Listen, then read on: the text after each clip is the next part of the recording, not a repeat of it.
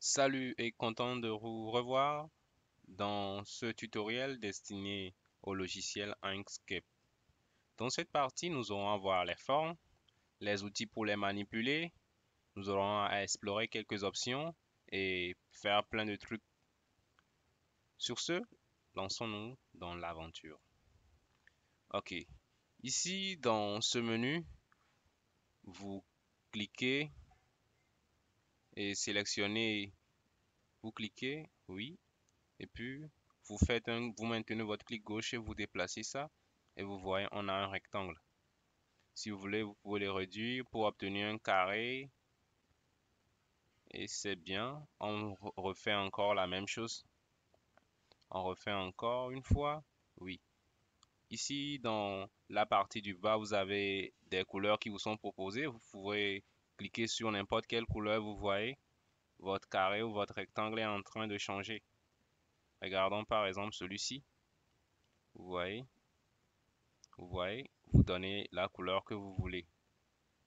Ici aussi, c'est toujours la même chose. Ici, on avait un objet blanc, oui. On l'avait donné une couleur blanche. On le redonne rouge, noir, par exemple. À ce niveau, vous voyez, vous avez des bordures. Vous avez des points. 3 points. 1, 2 et 3 à ce niveau. Cliquez sur celui-ci, par exemple. Vous voyez, vous pouvez réduire ça. Vous pouvez l'augmenter. Vous pouvez rallonger ça et autres. Et sur ce point, par exemple, lorsque vous tirez le point vers le centre, vous voyez que les bordures s'arrondissent. Ok, vous pouvez retourner à la forme initiale, vous pouvez les arrondir, c'est bien. Sur ce troisième point, vous voyez, là, on est en train de donner une taille à notre objet. On peut l'agrandir toujours. Ici, je reviens, on l'arrondit un peu.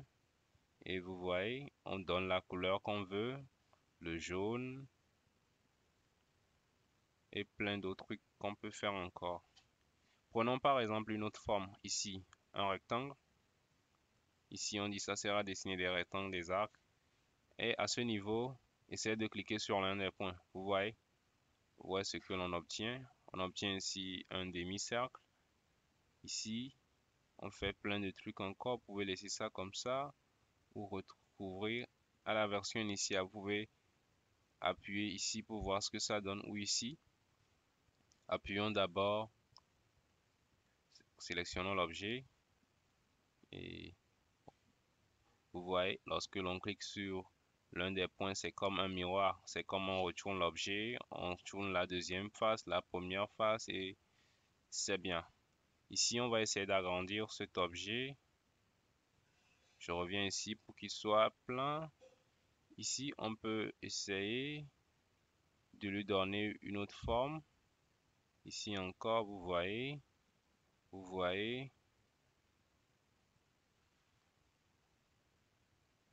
c'est bien. Je le mets en rouge. À ce niveau, on va essayer de déplacer nos objets. Ici, vous cliquez dessus et vous déplacez celui-ci vers cette partie, celui-là ici, celui-là ici. Si nous voulons par exemple que notre objet en jaune apparaisse en premier plan, nous le sélectionnons et nous venons ici.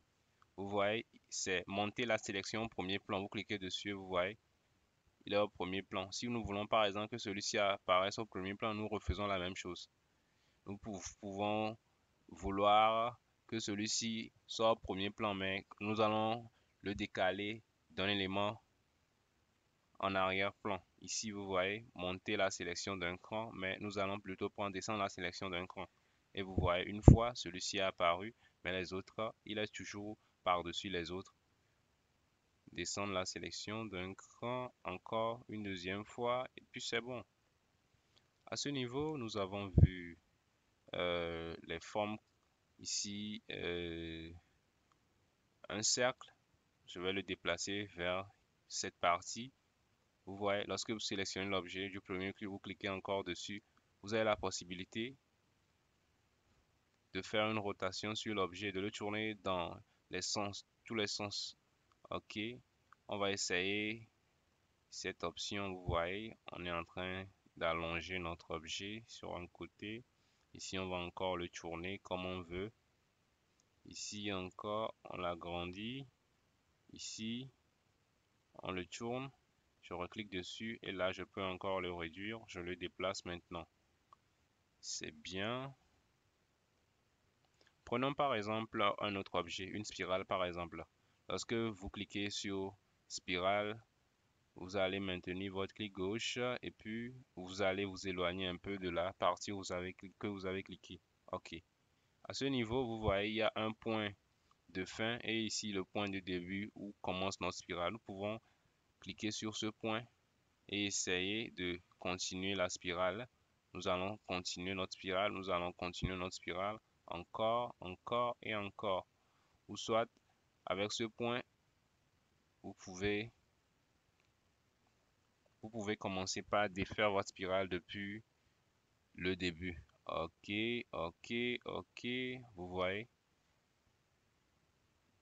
c'est bien.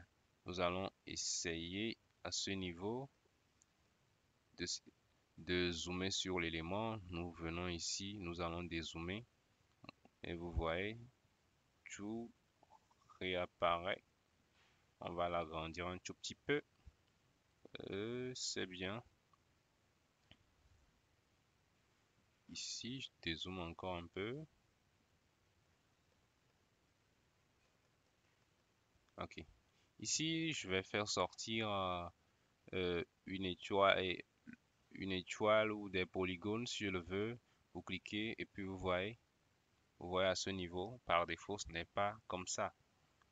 Je reviens ici, modifier les options. On va réessayer de créer une étoile. Lorsque je clique dessus, vous voyez.